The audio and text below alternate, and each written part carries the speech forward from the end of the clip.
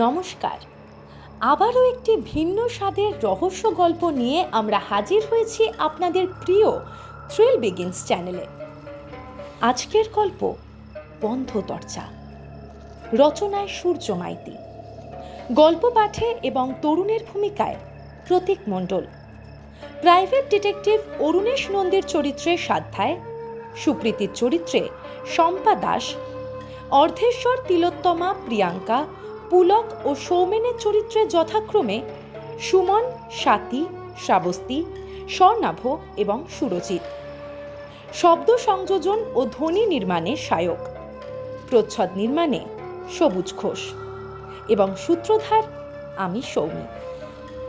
তাহলে চলুন জেনে নিই ঠিক কি আছে এই বন্ধ দরজার আড়ালে।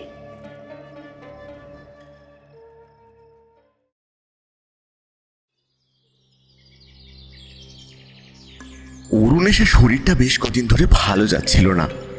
গত 1-2 মাস কোনো কেসও আসেনি অরুণেশের কাছে।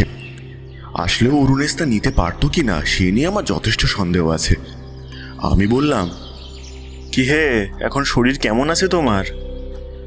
আজ শরীরটা বেশ চাঙ্গা লাগছে, বুঝলে তরুণ। এই বাড়িতে বসে না আর একদম ভালো লাগছে না। চলো না, আজ একটু বাইরে থেকে ঘুরে আসি। কোথায় যাওয়ার কথা হচ্ছে শুনি? একটু সুস্থ হতে না হতেই শুরু করলে তো? সুপ্রীতি চা নিয়ে ঘরে ঢুকতে ঢুকতে বলল। অরুণেশ বেজার মুখে বলল, উফ, না মানে আর কতদিন, আর কতদিন এভাবে রোগী সেজে বাড়িতে বসে থাকা যায় বলো তো? তাই ভাবছিলাম যদি একটু বেরোনো যায়। আচ্ছা, ঠিক আছে, যেও না হয়। ঘুরে বেড়ানো মানুষের বাড়িতে বসে থাকতে যে কত কষ্ট হয় সে আমি বুঝি। এই বলে চায়ের প্লেট দুটো সামনে টেবিলে রেখে দিয়ে সুপ্রীতি ঘর থেকে বেরিয়ে গেল। এমন সময় সিঁড়িতে একটা পায়ের শব্দ শুনতে পেলাম। অরুণেশ বলল, আগত ব্যক্তির বয়স খুব কম, তাই চঞ্চলতা অত্যন্ত বেশি। আর একটু সাবধানে ওঠা উচিত ছিল। আপন মনে বলল অরুণেশ। কিছুক্ষণ পরেই দেখলাম অরুণেশের কথা অক্ষরে অক্ষরে মিলে গেল। একটা 15-16 বছরের ছেলে এসে দাঁড়ালো দরজার সামনে। তাকে দেখে বোঝা গেল পায়ে চোট পেয়েছে। সে মুখে ব্যথার ভাব নিয়েই বলল, উফ, বাপরে, কি জোর লাগলো! আহ আসতে পারি অরুণেশ বাবু? হ্যাঁ, আসুন আসুন। ছেলেটা খুঁড়িয়ে খুঁড়িয়ে ভিতরে এলো। আরে সাবধানে বসো। এত চঞ্চল হলে চলে? লেগেছে তো? আর একটু সাবধানে চলাফেরা করতে হয়। এই তরুণ, দাও দাও, ওকে একটু জল দাও। হ্যাঁ হ্যাঁ, দিচ্ছি। আমি 1 গ্লাস জল ছেলেটার দিকে এগিয়ে দিলাম। এই নাও, পায়ের আঘাতের জায়গায় একটু জল দিয়ে নাও। আমার কথা কানে যাওয়ার আগে ছেলেটা এক নিঃশ্বাসে পুরো জলটাই গলায় ঢেলে নিল। তারপর হাঁপ ছেড়ে বলল, আপনারা ব্যস্ত হবেন না, আমার কিছু হয়নি, আমি ঠিক আছি। হোঁচট খেয়েছি, পায়ে একটু লেগেছে, এক্ষুনি ঠিক হয়ে যাবে। আচ্ছা বেশ, এবার বলো তো তুমি কে, আর আমার কাছেই বা কেন এসেছো? তুমি তো অনেকটা ছোট, তাই তোমাকে তুমি করে বলছি, কিছু মনে করো না। হ্যাঁ, আমি আপনার থেকে অনেক ছোট। খুব বিপদে পড়ে আপনার কাছে এসেছি। অনেক খোঁজ খবর করে আপনার ঠিকানা জোগাড় করেছে অরুণেশবাবু। আপনি আমার দিদিকে বাঁচান। ছেলেটির কণ্ঠে একসাথে ভয় ও অনুরোধ ফুটে উঠল। অরুণেশ বলল, তা তোমার নাম কি? আমার নাম পুলক। আচ্ছা, তো তোমার দিদির কি হয়েছে? আমার দিদিকে খুঁজে পাওয়া যাচ্ছে না। খুঁজে পাওয়া যাচ্ছে না মানে? ওরা সবাই বলছে দিদি নাকি পালিয়ে গেছে, কিন্তু কিন্তু আমি জানি দিদি পালাতেই পারে না। নিশ্চয়ই ওরা দিদিকে কোথাও সরিয়ে দিয়েছে। কারা তোমার দিদিকে সরিয়ে দিয়েছে? আমার কাকু কাকিমারা। কিন্তু তোমার এমনটা কেন মনে হচ্ছে যে তোমার দিদিকে কেউ সরিয়েই দিয়েছে? তোমার দিদি তো নিজে থেকেও পালিয়ে যেতেই পারে, তাই না? না অরুণেশবাবু, এটা হতেই পারে না। আমি জানি আমার দিদি আমাকে একা ফেলে কোথাও যাবে না। আপনি দয়া করে আমার দিদিকে খুঁজে দিন। দিদি ছাড়া আমার আর কেউ নেই। কেন, তোমার মা বাবা কেউ নেই? না। আমার মা বাবা অনেক ছোটবেলাতেই মারা গিয়েছে। তারপর থেকে আমরা কাকু কাকিমার কাছেই মানুষ। মানুষ হয়েছি বলতে বড়ই হয়েছি, এই যা। ভালোবাসা, যত্ন আত্মি কিছুই তেমন পাইনি। আমার দিদিকে দিয়েই ওরা বাড়ির যাবতীয় কাজ করায়। আমিও অবশ্য বাদ যাই না, বাজার হাট থেকে শুরু করে অনেক কাজ আমাকেও করতে হয়। আমার দিদি পড়াশোনায় খুব ভালো জানেন, কিন্তু ওরা আমার দিদিকে পড়তে দিতে চায় না। তবুও দিদি লুকিয়ে লুকিয়ে পড়াশোনা করত। আমি লুকিয়ে ওর জন্য বই এনে দিতাম। কিন্তু বেশ কিছুদিন ধরে দিদি যেন কেমন অন্যরকম ব্যবহার করছিল। একা একাই নিজের মনে কেমন বিড়বিড় করত। তারপর মাঝে মাঝে আমার কানের অনেকটা কাছে মুখ এনে, যাতে অন্য কেউ না শুনতে পায়, এমন করে বলতো, এত কষ্ট আমি সহ্য করতে পারি না রে বলু। তুই এখান থেকে কোথাও পালিয়ে যেতে পারিস না? তোর জন্যই তো আমি এই বাড়িতে পড়ে আছি। ওর কথা শুনে আমার খুব কষ্ট হলো, কিন্তু আমি জানি আমার কষ্ট দিদি কিছুতেই দেখতে পারে না। তাই আমি ওকে হাসানোর জন্য বললাম, দিদি কি হয়েছে বলতো তোর? এরকম ভূতের মতো ফিসফিস করে কথা বলছিস কেন? তুই কি তাহলে ভূত হয়ে গেছিস? দিদি ভূতের মতো হেসে বলল, হ্যাঁ, আমি ভূত, তোর ঘাড় মটকাবো। আমি তোর মতো ভীতু না, আর আমি কোথাও পালাবও না। পালাতে যাব কেন? তোকে ফেলে আমি কোথাও যাব না। যেতে হলে দুজনে যাব। আর তাছাড়া এই বাড়ি তো আমাদের, আমরা কেন পালাবো? পুলকের কথা শেষ হতে না হতে আমি বলে উঠলাম, তোমাদের বাড়ি মানে? হ্যাঁ, আমাদেরই তো বাড়ি। আমার বাবাই তো ওই বাড়ি বানিয়েছিল। ও আচ্ছা। এবার অরুণেশ বলে উঠল, আচ্ছা, তা তোমার বাবা মা কিভাবে মারা গিয়েছিলেন তুমি কি জানো? জানি বলতে কাকু কাকিমা তো বলে গাড়ি অ্যাক্সিডেন্টে নাকি আমার মা বাবা মারা গিয়েছে। আসলে আমরা তো তখন অনেক ছোট, তাই কিছুই মনে নেই। আচ্ছা পুলক, তোমার বাবা চাকরি করতেন নাকি ব্যবসা, এ ব্যাপারে তুমি কি কিছু জানো? আমার বাবা কোনোদিনই চাকরি করেননি। পাড়ার লোক যারা আমার বাবাকে ভালোভাবে চিনতেন, তারা বলেন চাকরি করতে তিনি পছন্দ করতেন না। আমার বাবার ব্যবসা ছিল, সেই ব্যবসা এখন কাকা দেখে। বেশ, তুমি তোমার দিদির কোনো ছবি দেখাতে পারবে? হ্যাঁ হ্যাঁ, আমি একটা ছবি সঙ্গে করেই নিয়ে এসেছি। জামার পকেট থেকে একটা ছবি বার করে অরুণেশের হাতে দিল পুলক। ছবিটা একটু ভালো করে দেখে নিয়ে অরুণেশ বলল, আচ্ছা, তোমার দিদি ঠিক কবে থেকে নিখোঁজ? গতকাল সকাল থেকেই দিদিকে আর খুঁজে পাচ্ছি না। তার আগের দিন মানে গত পরশু রাতে তোমার দিদি কোথায় ছিল? সেদিন সন্ধ্যাবেলা আমি বাড়িতে ছিলাম না, টিউশন গেছিলাম। এসে দেখেছিলাম দিদি বাড়িতেই আছে। তার আগে কোথাও বেরিয়েছিল কি না বলতে পারবো না। কিন্তু তুমি পুলিশের কাছে না গিয়ে আমার কাছে এলে কেন? সৌমেনদা তো পুলিশের কাছে গিয়েছিল, কিন্তু পুলিশ তো কিছুই করতে পারছে না। সৌমেনদা? তাই সৌমেনদাটা কে? সৌমেনদা আমার দিদির বন্ধু। আমার দিদিকে ভালোবাসে, আমার দিদিও সৌমেনদাকে ভালোবাসে। ও আচ্ছা, বুঝেছি। আচ্ছা, তোমার এই সৌমেনদার কি তোমাদের বাড়িতে যাতায়াত রয়েছে? আগে সৌমেনদা আমাদের বাড়িতে আসতো, কিন্তু এখন আর আসছে না।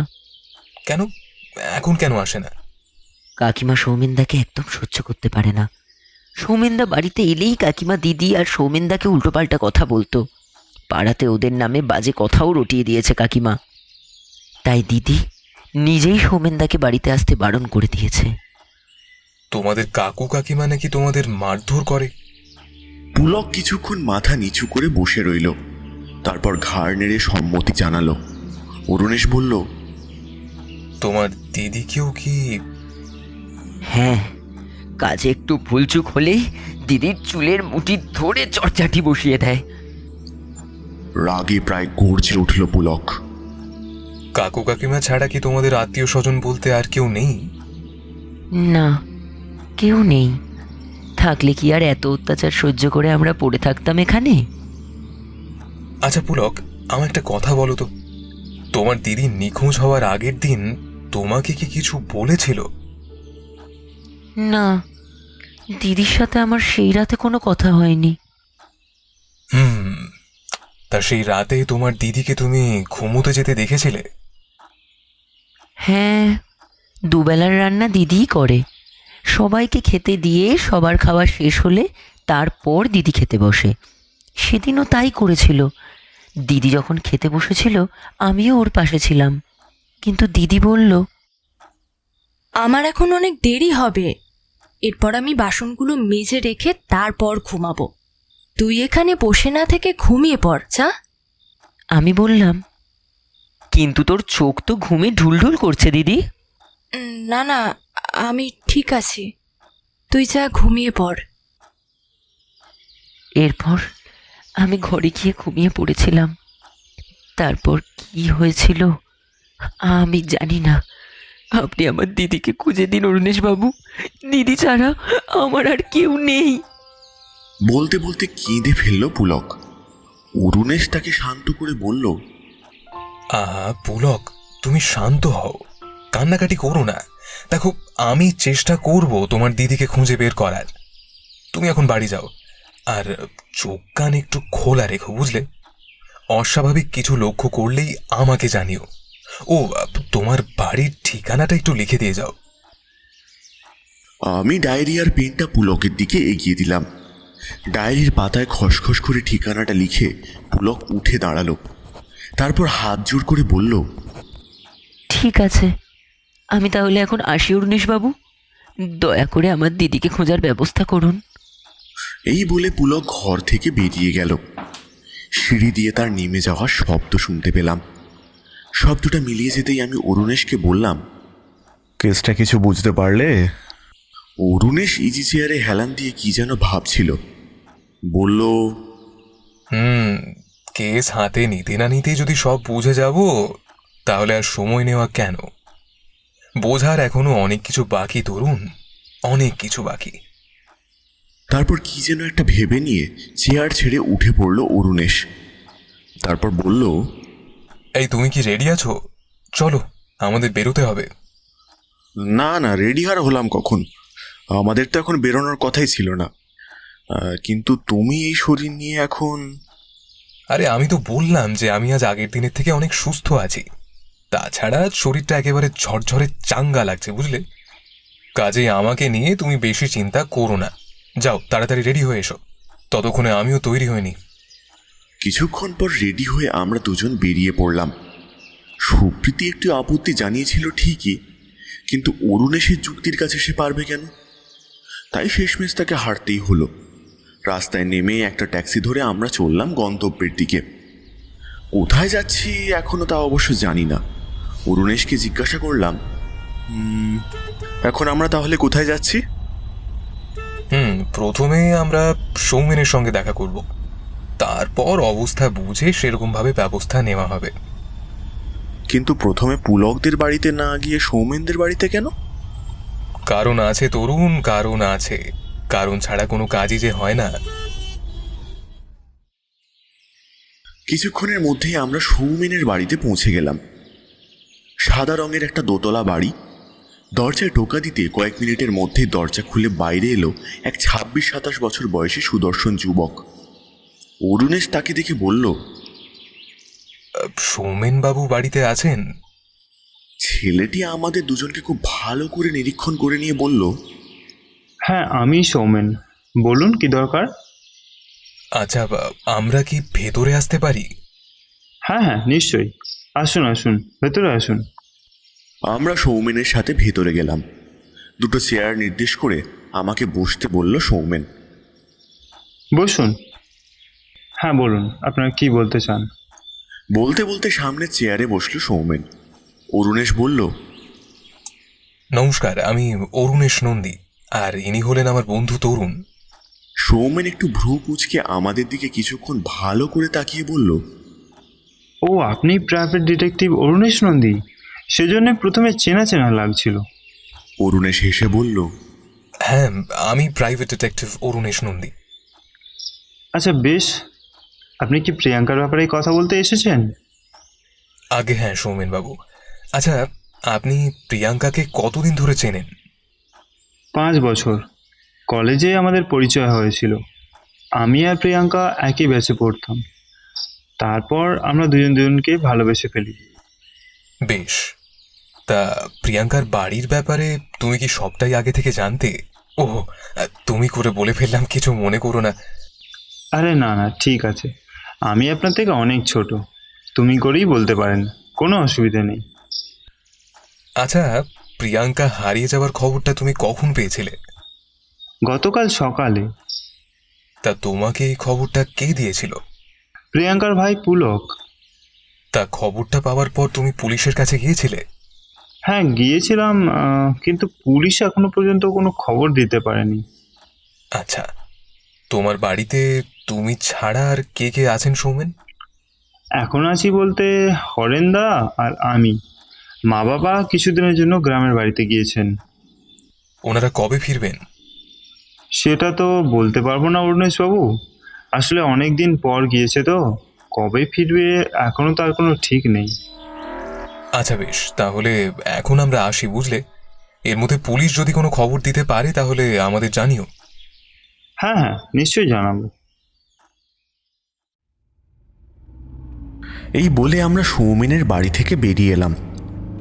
ট্যাক্সি চেপে অরুণেশকে বললাম, আজ আর কোথাও যেতে হবে না, তোমার ওষুধ খাওয়ার সময় হয়ে এলো, এখন সোজা বাড়ি চলো তো। ধুর, এই ওইসব তেতো ওষুধপত্র খেতে না আমার আর ভালো লাগছে না, বুঝলে? তা বললে তো আর চলবে না, অসুখ যখন বাঁধিয়েছ তখন ওষুধ তো খেতেই হবে। ঘণ্টাখানেকের মধ্যে আমরা বাড়ি ফিরে এলাম। তারপর দুপুরের খাওয়া দাওয়া সেরে একটু ভাত ঘুম দিয়ে নিলাম। খুব বেশি রাত না জাগলে অরুণেশ কখনো দুপুরে ঘুমায় না। নেহাত এখন শরীরটা অসুস্থ, তাই একটু ঘুমিয়েছিল। বিকেলে ঘুম থেকে উঠে অরুণেশকে কোথাও দেখতে না পেয়ে আমি একটা প্রচ্ছন্ন অনুমান করে ছাদে এলাম। ছাদে এসে দেখলাম অরুণেশ ছাদে পায়চারি করছে। আমি বললাম, আমাকে না নিয়ে তুমি ছাদে চলে এলে যে একা একা? আচ্ছা, তোমার কি মনে হচ্ছে তরুণ, প্রিয়াঙ্কা কি নিজে থেকে কোথাও গিয়েছে? প্রিয়াঙ্কা নিজে নিজে কোথাও গিয়েছে বলে আমার কিন্তু মনে হয় না, কারণ পুলক যা বলল তা যদি সত্যি হয় তাহলে প্রিয়াঙ্কা পুলককে ছেড়ে বা পুলককে না বলে কোথাও তো যাবে না। আমারও কিন্তু তাই মনে হচ্ছে। তার মানে নিশ্চয়ই কেউ প্রিয়াঙ্কাকে কিডন্যাপ করেছে। কিন্তু কিডন্যাপ করলে তো মুক্তিপণ চাইতো, তেমন তো কোনো খবর আসেনি। তাহলে কি প্রিয়াঙ্কাকে ওরা... না তরুণ, প্রিয়াঙ্কা বেঁচে আছে এ ব্যাপারে আমি নিশ্চিত। কাল সকালে প্রিয়াঙ্কাদের বাড়িতে গেলে অনেকটা ধোঁয়াশা কাটবে বলে আমি মনে করছি। সকালবেলা আমরা পুলকদের বাড়ি এসে উপস্থিত হলাম।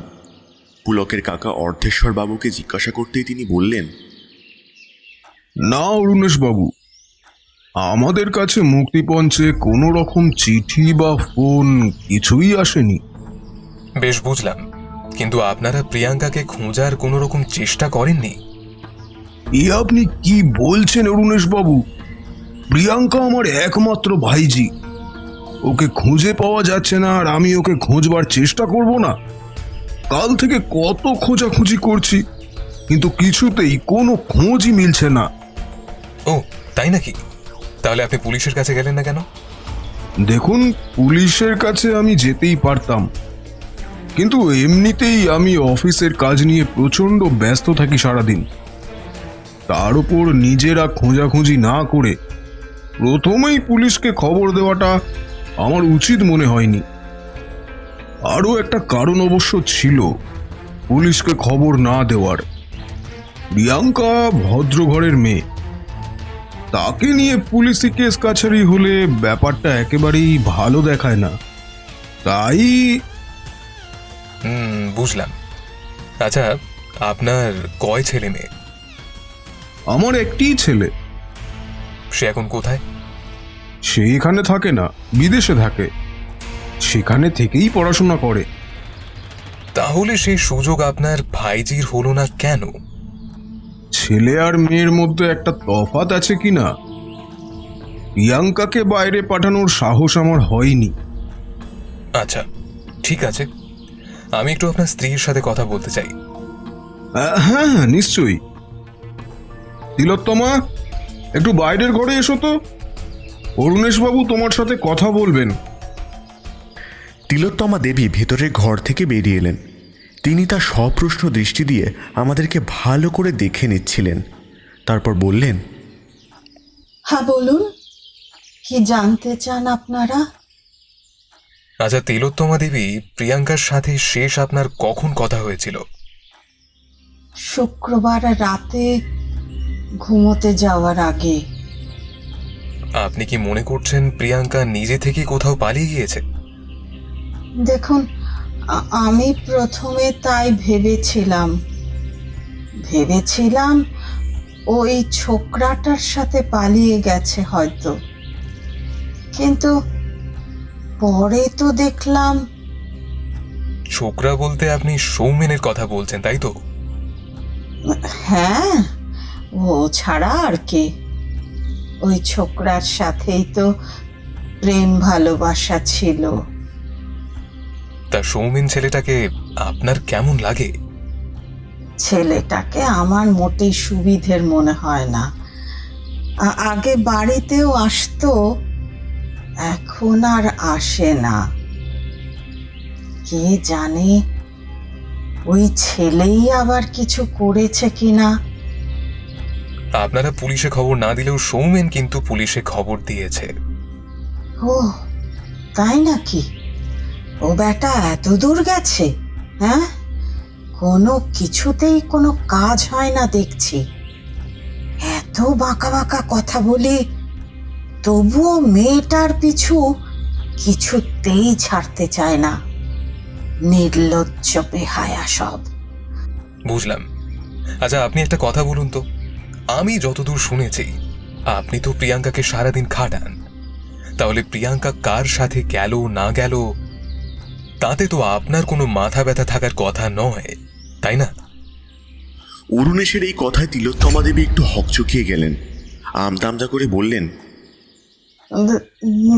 দেখুন, আমি প্রিয়াঙ্কাকে একটু খাটাই ঠিকই, কিন্তু সেটা তার খারাপের জন্য নয়। বাড়ির কাজ শিখিয়ে রাখা কি খারাপ কিছু? আপনারাই বলুন না। আর তাছাড়া এই সমস্ত সম্পত্তি সবই তো ওদের।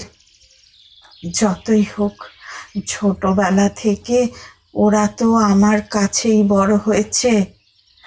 মুখে যাই বলি না কেন, ভালো ছাড়া তো ওদের মন্দ চাই না আমি। আপনি যখন কেসটা হাতে নিয়েইছেন অরুণেশ বাবু, তখন দয়া করে মেয়েটাকে একটু খুঁজে দিন। ঠিক আছে তিলোত্তমা দেবী, আমি অবশ্যই চেষ্টা করব প্রিয়াঙ্কাকে খুঁজে বের করার। আচ্ছা ধন্যবাদ, তাহলে আমরা এখন আসি, দরকার হলে আবার আসবো। এরপর আমরা বাড়ি ফিরে এলাম। খাওয়া দাওয়া সেরে অরুণেশ কয়েকজনকে ফোন টোন করে কী সব জানলো। তবে কি কথা হয়েছিল আমি বলতে পারবো না। সারা দিনটা এভাবেই কাটলো। সন্ধেবেলা চা খেতে খেতে অরুণেশ বলল, তোমার কি মনে হচ্ছে তরুণ, প্রিয়াঙ্কা নিখোঁজ হওয়ার পেছনে প্রিয়াঙ্কার কাকু কাকিমার কোনো হাত রয়েছে? দেখো, ওদের কথাবার্তা শুনে কিন্তু তেমন কিছুই মনে হলো না, কিন্তু ওদের এই পুলিশে খবর না দেওয়ার ব্যাপারটা একটু সন্দেহজনক। হতেও তো পারে এই ষড়যন্ত্রের পিছনে ওরা রয়েছে, কিংবা নাও থাকতে পারে। বাহ তরুণ, তোমার মাথা তো দিন দিন বেশ ভালো খেলছে দেখছি। ভালো ভালো, খুব ভালো। অবশ্য আমার সঙ্গে থেকে থেকে তোমার এই উন্নতি হয়েছে। তোমার এই উন্নতিতে আমি খুব খুশি হয়েছি। চালিয়ে যাও। এরকম একটা জটিল কেস মাথায় নিয়েও তুমি ইয়ার্কি জুড়লে অরুণেশ, সত্যি তুমি পারো বটে। এই সমস্ত কথাবার্তার মাঝেই সন্ধে পেরিয়ে রাত নামলো। খাওয়া দাওয়া সেরে আমরা যেই যার ঘরে ঘুমোতে চলে গেলাম। সকালে ঘুম ভাঙলো সুপ্রীতির উত্তেজিত ডাকে। ঠাকুরপো, ওঠো, এই ঠাকুরপো, আরে ওঠো না, আরে ও ঠাকুরপো। আমি ধড়ফড়িয়ে বিছানায় উঠে বসলাম। তাড়াতাড়ি চশমাটা চোখে গলিয়ে হতভম্ব হয়ে বললাম, কি হয়েছে বৌঠান? সকাল সকাল এমন চেঁচামেচি করছো কেন? তোমার বন্ধুকে যে কোথাও খুঁজে পাচ্ছি না। ঘুম থেকে উঠে দেখি বিছানায় নেই। পুরো বাড়িটা খুঁজে নিলাম, কিন্তু কোথাও নেই। কোথায় আর যাবে, ছাদে গিয়েছে হয়তো। না না, ছাদেও নেই। আমি এক্ষুনি দেখে এসেছি। তাহলে মর্নিং ওয়াকে গিয়েছে নিশ্চয়ই, একটু পরেই চলে আসবে ও। তুমি চিন্তা করো না বৌঠান। কিন্তু তাই বলে এই অসুস্থ শরীরে একা একা বেরিয়ে যাবে? চিন্তা দিয়ে দিয়ে আমাকে মেরে না ফেলা পর্যন্ত ওনার শান্তি নেই, বুঝলে ঠাকুরপো? তুমি একটু বেরিয়ে দেখো না কোথায় গেল লোকটা। আচ্ছা ঠিক আছে, তুমি চিন্তা করো না বৌঠান, আমি দেখছি। হ্যাঁ, তুমি একটু দেখো ঠাকুরপো। উফ, আমার হয়েছে যত জ্বালা। এই বলে সুপ্রীতি ঘর থেকে বেরিয়ে গেল। আমি অরুণেশকে খুঁজতে যাব বলে প্রস্তুতি নিচ্ছিলাম, বাইরের ঘর থেকে সুপ্রীতির উত্তেজিত কণ্ঠ ভেসে এলো। ভোরে ভোরে উঠে কোথায় যাওয়া হয়েছিল শুনি? তুমি কি আমায় একটুও শান্তি দেবে না? জেগেও শান্তি নেই, ঘুমিয়েও শান্তি নেই। আমি তাড়াতাড়ি ঘর থেকে বেরিয়ে এলাম। এসে দেখলাম অরুণেশ চেয়ারে বসে মুচকি মুচকি হাসছে, আর সুপ্রীতি একাই বকে চলেছে। কেমন করে হাসছে দেখো। আমি হাসির কথাটা কি বললাম? আরে তুমি আমাকে কিছু বলার সুযোগ দেবে তবে না বলবো। তুমি তো তখন থেকে সে একাই বলে চলেছ। আরে আমি একটু মর্নিং ওয়াকে বেরিয়েছিলাম। কতদিন হয়ে গেছে বলো তো আমি মর্নিং ওয়াকে যাইনি। আরে আমি এই সামনাসামনি গিয়েছিলাম, আর আমি ঠিক আছি। তুমি মিছি মিছি চিন্তা করো না দেখিনি। শান্ত হও একটু। যাও, তোমার অনেক কাজ পড়ে আছে। হ্যাঁ হ্যাঁ, তাই যাচ্ছি। শুধু শুধু আমার এত সময় নষ্ট হলো। কার জন্য চিন্তা করছি? যার জন্য চিন্তা করি তারই তো কোনো চিন্তা নেই। রাগে গজগজ করতে করতে সুপ্রীতি নিজের কাজে চলে গেল। সে চলে যেতেই আমি অরুণেশকে বললাম, এবার বলো তো, সত্যিই কি তুমি মর্নিং ওয়াকে গিয়েছিলে নাকি? অরুণেশ আমার কথায় মুচকি হেসে বলল, এখন নয়, সব প্রশ্নের উত্তর পাবে কয়েক ঘন্টা পরে। নাও নাও, তাড়াতাড়ি ফ্রেশ হয়ে রেডি হয়ে নাও, আমাদের বেরোতে হবে। অরুণেশের হাসি ও কথাবার্তা শুনে বুঝতে পারছি সে আমাকে ছাড়া একা একা কোনো একটা বড় ঘটনা ঘটিয়ে এসেছে, যার বিন্দু বিসর্গ কিছুই আমি জানি না। আমি আর কথা না বাড়িয়ে ঘরে চলে গেলাম। কিছুক্ষণ পর রেডি হয়ে বসার ঘরে এলাম। ততক্ষণে সুপ্রীতি চা দিয়ে গেছে। অরুণেশ চায়ে চুমুক দিতে দিতে সকালের খবরের কাগজটায় চোখ বোলাচ্ছিল। আমার দিকে না তাকিয়েই সে বলল, তোমার চা ঠান্ডা হয়ে গেল যে, নাও তাড়াতাড়ি খেয়ে নাও। আমি পাশের চেয়ারে বসে চা খেতে শুরু করলাম। চা খাওয়া শেষ হতেই আমরা বেরিয়ে পড়লাম। ঘণ্টাখানেকের মধ্যে এসে পৌঁছালাম সৌমেনের বাড়িতে। এসে দেখলাম সেখানে আগে থেকেই পুলিশ এসে হাজির হয়েছে। এটা যে অরুণেশেরই কাজ সেটা বুঝতে আমার অসুবিধা হলো না। অরুণেশকে দেখে সৌমেন বলে উঠল, এসব কি হচ্ছে বলুন তো অরুণেশবাবু? সকাল সকাল আমার বাড়িতে পুলিশ কেন? কেন সৌমেন, তুমি তো নিজেই প্রিয়াঙ্কাকে খোঁজার জন্য পুলিশে খবর দিয়েছিলে। হ্যাঁ, তা তো দিয়েছিলাম। হ্যাঁ, ওনারা তো ওনাদের কাজটাই করছেন। কেন, তোমার কোনো অসুবিধে আছে সৌমেন? সৌমেনের মুখ কেমন যেন কাঁচু মাচু হয়ে গেল। আমতা আমতা করে বলল, মানে না না, আমার আবার কি অসুবিধা থাকবে? তাহলে দেরি কিসের? আরে চলো চলো, সবাই তোমাদের বাড়িটা একটু ভালো করে দেখে আসি। কত সুন্দর বাড়ি তোমাদের। আসুন অফিসার, চলে আসুন। অরুণেশ যে কি করতে চাইছে কিছুই বুঝতে পারছি না। পুলিশ সহ আমরা সবাই বাড়ির ভেতরে গেলাম। বাড়ির ভেতরে এসে অরুণেশ বলল, আমরা সবাই একটু এই ঘরগুলো দেখতে চাই সৌমেন। কিন্তু ঘরগুলো আপনারা দেখতে চাইছেন কেন? আরে তেমন কিছু নয়, এমনি দেখতে ইচ্ছে হলো তাই। একে একে সব ঘরগুলি দেখা শুরু হলো। সব ঘরগুলো দেখা শেষ হলে অরুণেশ বলল, সব ঘরগুলোই তো দেখা হলো, কিন্তু এ বাড়ির পেছন দিকে যে আরেকটা ঘর রয়েছে সেটা তো দেখালে না সৌমেন। অরুণেশের এই কথা শুনে সৌমেনের চোখ বিস্ফারিত হয়ে গেল। অবাক দৃষ্টিতে সে তাকিয়ে রয়েছে অরুণেশের দিকে। আপনি? অরুণেশ একটু হেসে বলল, আরে এত অবাক হওয়ার কিছুই নেই। কোনো কেস হাতে নিলে তার ঠিকুজি কুষ্টি জেনে নেওয়া আমার কর্তব্যের মধ্যে পড়ে। এবার চলো তো, ওই ঘরটা দেখে আসি। আমার হাতে আবার বেশি সময় নেই, বুঝলে। অনিচ্ছা সত্ত্বেও সৌমেনকে যেতে হলো। বাড়ির পিছন দিকে গিয়ে দেখলাম একটি তুলনামূলক ছোট দরজা।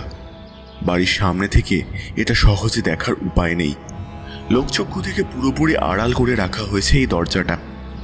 কাউকে দেখিয়ে না দিলে সে বুঝতে পারবে না, কাউকে দেখিয়ে না দিলে সে বুঝতে পারবে না যে এখানে একটা দরজা রয়েছে। কি হলো? পর্দাটা সরাও সৌমেন, দরজাটা খোলো। আর কতক্ষণ অপেক্ষা করব? হ্যাঁ হ্যাঁ হ্যাঁ, খুলছি। তালাটা খুলে দরজা ঠেলতেই ক্যাঁচ করে শব্দ করে দরজাটা খুলে গেল। ঘরের ভেতরটা বেশ অন্ধকার।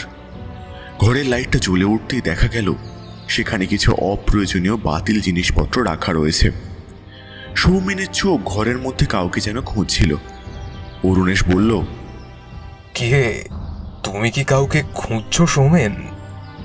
হ্যাঁ, মানে না না না, কাউকে খুঁজছি না তো, কাকে আর খুঁজবো। কেমন অন্যমনস্ক হয়ে কথাটা বলল সৌমেন। অরুণেশের মুখে দেখলাম একটা রহস্যময় হাসি লেগে আছে। কেন? প্রিয়াঙ্কাকে খুঁজছো না? মানে? মানে ওকে খোঁজার জন্যই তো তুমি পুলিশকে খবর দিয়েছিলে। হ্যাঁ, তা তো দিয়েছিলাম, কিন্তু ওনারা তো কিছুই খবর দিতে পারলেন না। কে বলেছে ওনারা কিছুই করেননি? ওনারা তো প্রিয়াঙ্কাকে খুঁজে পেয়েছেন। কি? তুমি এত অবাক হচ্ছ কেন সৌমেন? দাঁড়াও, আমি ডাকছি। প্রিয়াঙ্কা, বাইরে এসো। প্রিয়াঙ্কাকে দেখে সৌমেন হতভম্ব হয়ে গেল। প্রিয়াঙ্কা, তুমি? খুব অবাক হচ্ছ তাই না? কিছুই জানো না তুমি? আমার আমার সরলতার সুযোগ নিয়ে তুমি আমাকে... ছি সৌমেন, ছি! আমি তোমাকে ভালোবেসেছিলাম, এটা আমার ভাবতেই ঘৃণা হচ্ছে। ততক্ষণে প্রিয়াঙ্কার কাকু কাকিমা ভাই সবাই চলে এসেছে। পুলক প্রিয়াঙ্কাকে দেখতে পেয়ে ছুটে এসে তাকে জড়িয়ে ধরল। দিদি, তুই তুই ঠিক আছিস তো? হ্যাঁ রে ভাই, আমি ঠিক আছি। সবকিছু দেখে অর্ধেশ্বর বাবু বললেন, কিন্তু প্রিয়াঙ্কা এখানে কিভাবে এলো অরুণেশ বাবু? এবার অরুণেশ মুখ খুলল। সেটা বোধহয় আমার থেকে সৌমেন ভালো বলতে পারবে। কি সৌমেন, তুমি বলবে নাকি আমি বলবো? সৌমেন চুপচাপ দাঁড়িয়ে রাগে ফুঁসছিল। অরুণেশ বলল, আচ্ছা ঠিক আছে, আমি বলছি। যদি কোথাও ভুল হয় তাহলে ধরিয়ে দিও, কেমন? গত 5 বছর ধরে প্রিয়াঙ্কার সাথে সৌমেনের সম্পর্ক। ছোটবেলায় বাবা মাকে হারিয়ে অসহায় প্রিয়াঙ্কা এত দিনে একটা ভরসার আশ্রয় পেয়ে নিজেকে নিশ্চিন্ত মনে করে। সেই সমস্ত দুঃখ কষ্টের কথা শেয়ার করত সৌমেনের সাথে। এদিকে প্রায় প্রতিদিনই কাকিমার কাছে অত্যাচারিত হতে থাকে প্রিয়াঙ্কা। তিলোত্তমা দেবী প্রিয়াঙ্কার সৌমেনের এই সম্পর্কের ব্যাপারে জানতে পেরে গ্র্যাজুয়েশনের পর প্রিয়াঙ্কার পড়াশোনা বন্ধ করে দেন। বাড়িতে সৌমেনের যাতায়াতটা ঠিক ভালো চোখে দেখতেন না তিনি। তাই প্রিয়াঙ্কার কথাতেই সৌমেনের ও বাড়িতে যাওয়া বন্ধ হয়ে যায়। কিন্তু ততদিনে প্রিয়াঙ্কার সম্পত্তির বহর দেখে লোভটা অনেকটাই বৃদ্ধি পেয়েছিল সৌমেনের। যেহেতু প্রিয়াঙ্কা সৌমেনকে সমস্ত কথা শেয়ার করত, তাই সৌমেন এটাও জানতে পেরেছিল যে এই সমস্ত সম্পত্তির ভাগীদার প্রিয়াঙ্কা এবং প্রিয়াঙ্কার ভাই পুলক। এদিকে ঐন্দ্রিলা নামের একটি মেয়ের সাথে প্রায় 1 বছর আগে নতুন সম্পর্কে জড়িয়ে পড়ে সৌমেন। ঐন্দ্রিলা ফর্সা, স্মার্ট, এডুকেটেড। অন্যদিকে প্রিয়াঙ্কার গায়ের রং চাপা, অত্যন্ত সাধারণ, আনস্মার্ট। প্রিয়াঙ্কার সাথে টাইম পাস করা যায়, কিন্তু বিয়ে করা যায় না। বিয়ে যদি করতেই হয় সৌমেন ঐন্দ্রিলাকেই করবে।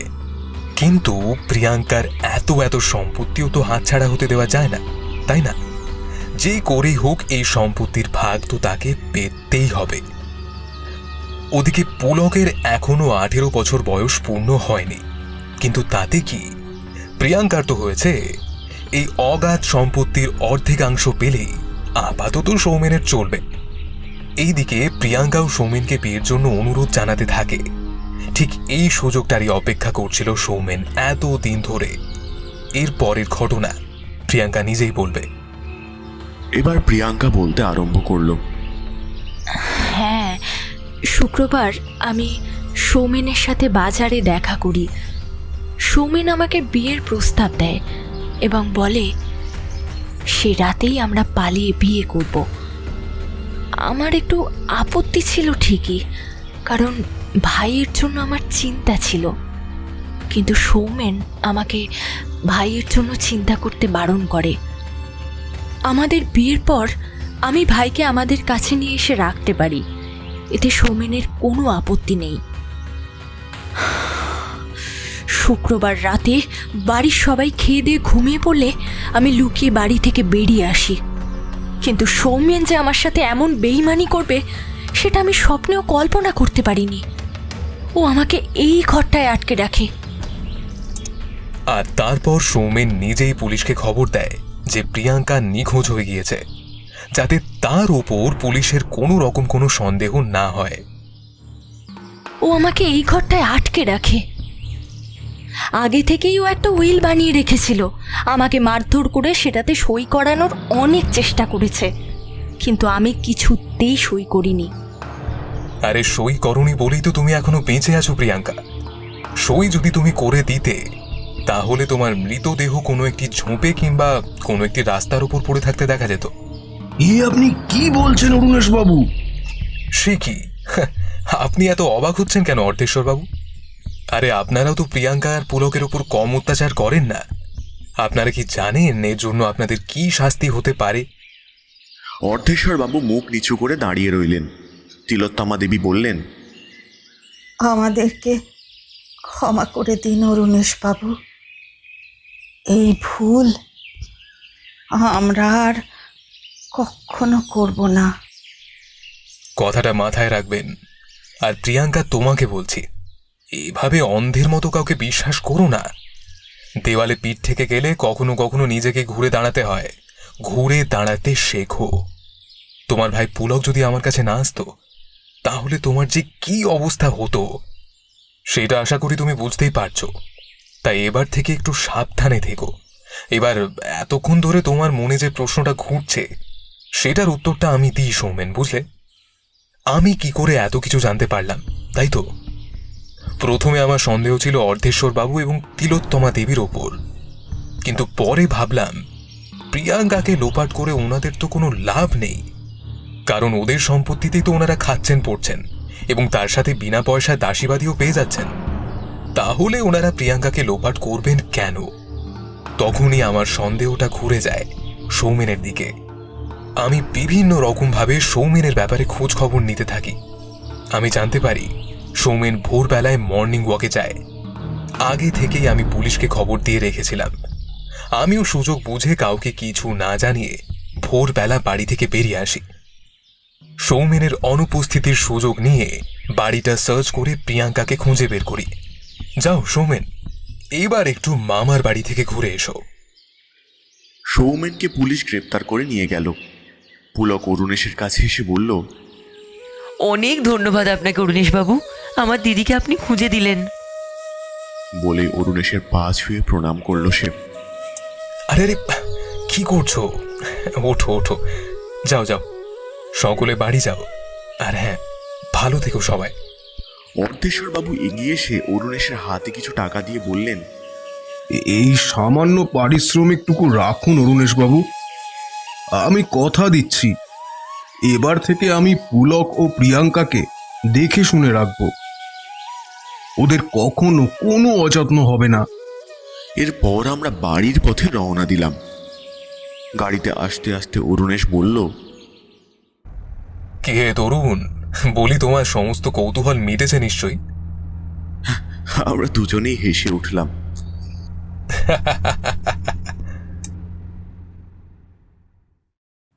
এতক্ষণ শুনছিলেন সূর্য মাইতির লেখা গোয়েন্দা কাহিনী বন্ধ দরজা। গল্পটি ভালো লাগলে অবশ্যই লাইক, কমেন্ট ও শেয়ার করে আমাদের উৎসাহিত করবেন এবং আমাদের অন্যান্য উপস্থাপনাগুলি শুনতে চ্যানেলটি সাবস্ক্রাইব করতে ভুলবেন না। আজ তাহলে এ পর্যন্তই। আবার হাজির হব নতুন কোনো গল্প নিয়ে। ততদিন ভালো থাকুন আর শুনতে থাকুন thrill begins.